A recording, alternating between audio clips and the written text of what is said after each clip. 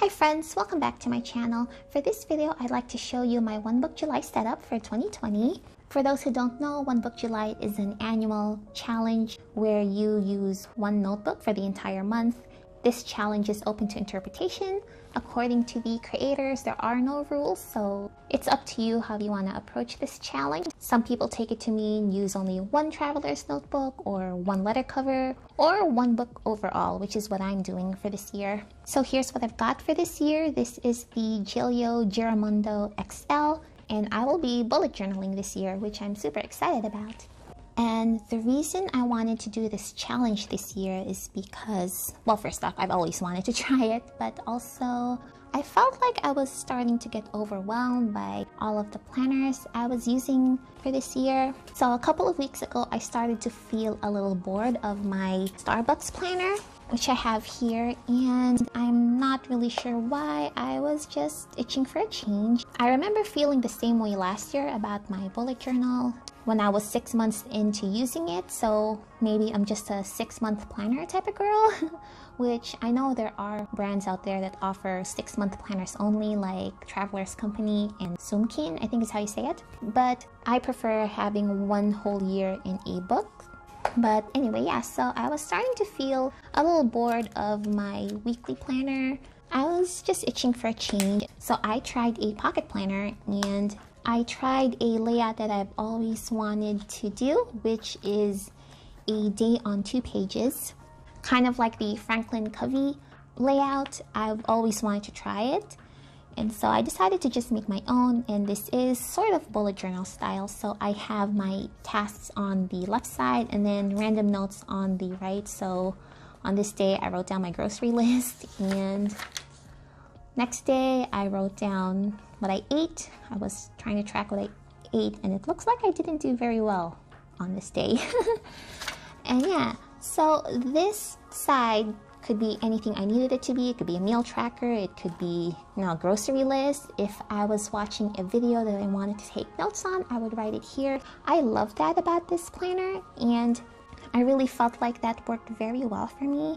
The only thing is, I was still using my Starbucks planner alongside this because I didn't want to set this aside and leave any blank pages. So there was a lot of repetition between these two, especially with the tasks. And eventually I got tired of that.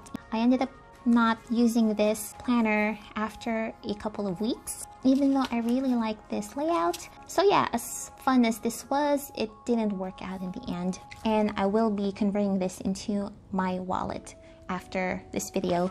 I think I missed the Moleskine size too much. I just love having this size. It's what I'm used to, it's what I'm comfortable with, and so yeah, I just wanted to go back to the Moleskine size. But that wasn't the only reason why I was feeling overwhelmed. I also had all these other things. I had my journal, I have this personal compact planner that I use for my YouTube and social media, and I just scribble down notes for when I'm editing. So here I wrote down like the timestamps I wanted to write down and which links I wanted to put in the description box, just things like that. This is a very messy planner, so you don't really see it much on Instagram. But yeah, I had that. And then I had my home binder over here. I have my baby journal. I have my traveler's notebook for scrapbooking. And then on top of that, I was experimenting with the pocket planner. So this was starting to get too much. Like, why did I need all of this? I feel like I was just pressuring myself to use all of these planners and notebooks because I had them, and that's my own fault, right? I didn't need to buy all of this, but I did because I wanted to try the sizes, I wanted to try the colors, the leather. So yeah, I was starting to resent my planner and journal system. It was just too much. I just needed to simplify. Lucky for me, One Book July was coming up, so that was the perfect time for me to pare down and go back to basics and just try to focus on what I need and what's important to me and what really matters to me. Because honestly, I don't need all of this. For most of 2019, last year, I only had the one planner, which is this one right here. This was my 2019 bullet journal, and I just used a cheap notebook that I bought on clearance at Walmart. I wasn't being very fancy with it. So I was just doing something like this last year. And if you took away the stickers, all I did was rapid log, and it worked well for me. So I don't know why I insist on having all these planners when this is really all I ever needed. I'm hoping to just get back to that state for One Book July this year. So jumping back to my setup here, as I said before, this is the Gillio Giramondo XL with a Moleskine blank notebook inside. And this is the perfect size for a Moleskine notebook, since the Moleskine is slimmer than an A5. When you use it in an appunto, it works, but there is this gap on the side, which I don't usually mind, but I do sometimes think that it would be nice to have a cover that perfectly fits the Moleskine. So I'm really happy that I got this Giramondo because it's such a perfect fit and I love it. I got this pre-loved on the Gillio marketplace. This is the Epoca yellow color and it's already gotten a fair bit of patina. And it came to me with these stains and scratches already, which is fine. I'm starting to appreciate character on my leather more and more, so this doesn't bother me as much. So I'm just gonna flip through my setup real quick. Here in the front, I added some beads to the string and they are a little bit loose, but that's okay. I chose beads that had large holes on them just so it's easier on me to pull them through. And if you lay down the string just so, they lay down pretty nicely on the sides, so you can still write flat on the notebook. And then here's my notebook. I don't have anything on the card slots here. I never really know what to do with the card slots because I don't really use my planner as my wallet, at least my Moleskine planner. I did go ahead and decorate the inner cover, which I'm really happy about. Ever since I decorated the inner cover of my journal, which I did make a video about, I've been wanting to decorate all of my notebooks that way. I'm not done with this collage. I'm hoping to add more elements to this as time goes on and just have it build up organically as I use this notebook. And then here are some travel stamps. I chose stamps that had July on them. I thought that was fun. The only exception is this Taipei sticker. I just added it in here because my husband was born in Taiwan, so I thought this sticker was special and I just wanted it in my planner. And then flipping through, here is my cover. This is a public domain image that I printed on a piece of vellum and then I just pasted it over here. And this little bit here seemed a lot better in my head than how it turned out. I was hoping it would come out cleaner, but I'm just gonna live with it. I'm not gonna obsess over this because I feel like if I try to fix this, it's just gonna get worse. So we're just gonna live with this. And then here is where I intend to put a personal info page, much like the one I have on my Moleskine planner.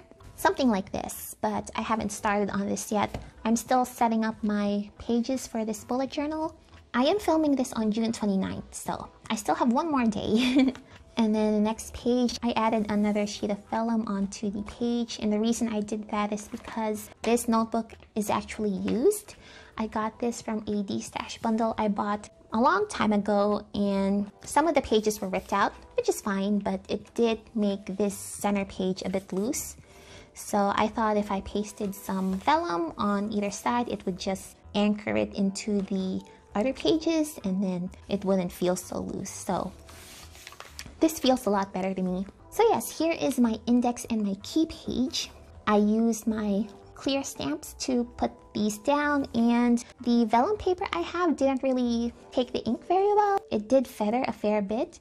You can see it on this side. The reason I had to ink this over is because the red ink feathered pretty badly. So yeah, that's why this didn't turn out as well as I hoped it would. It looks okay on this page though. It doesn't look that bad. So here's where I plan to put the index. And then here is my key for this bullet journal. And this is the exact same key I have on my Starbucks planner. Here's what I use for my key if you're curious. And then the next page, again, I'm still working on this. This is where I'm going to put down my Q2 reflections, and then on this page is going to be my Q3 goals. And I do my reflections and goal setting by quarter rather than month. I feel like 1 month isn't enough. I don't know, I feel like the days go by way too quickly. And then here is where my monthly page would be. And funny story, so I was setting down a monthly grid for the calendar, right? And then I went out of my way to make it nice and not have these extra squares for the June and August dates. But then I ended up making an extra row over here. So if you count 1, 2, 3, 4, 5, 6, I drew 6 rows and I only needed 5. And this row isn't even the same size. It's too short because I counted the grid wrong. So I'm going to fix this page later tonight or maybe tomorrow. I'm thinking maybe I'll just white this out and put down some washi tape so it doesn't look as bad. And speaking of grid, I did print out these grid guides online since this is a blank notebook and I wanted some guidance for writing. I just googled graph paper online and I found this webpage that had a whole list of graph pages on it, which is really nice. I'll link it down below. So I just printed this on a letter-sized paper and chopped it down. And this is super helpful because since the Moleskine paper is so thin, you can see the grid pretty clearly on the other side.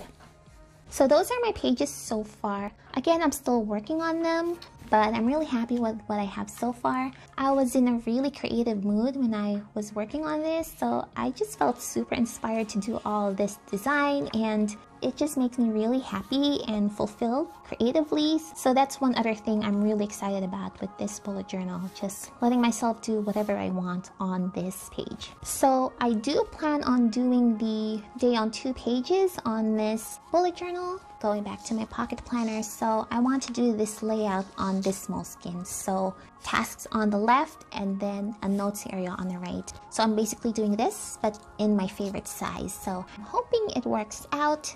I am also planning on journaling on this notebook. So after my D on 2 pages, I'm just going to write down my thoughts, my feelings, whatever I want. I can collage, I can art journal, whatever it is that I feel like doing that day. So I'm confident that I'll be able to use most of this notebook. I will show you more about how that works when we're halfway through July and I've added more pages into this notebook. But for now, we're just gonna go ahead and jump to the back. So I have another piece of vintage art glued into the back here, and I only glued it over this side because I wanted to preserve the back pocket here. And then here I have this Jibun Techo zipper pocket. I also have this in the B6 slim size for my journal. I think it's a must-have personally. If you have a folio that doesn't have any sort of pockets like this, you can easily slip this in and then you'll have your card slots. You'll have a zipper pocket here for your ephemera and stickers and whatever else. So since this is a secretarial pocket and if I put it in here, it's going to slip out, I like to feed it through the elastic of my Moleskine. So if I put it through the elastic like this,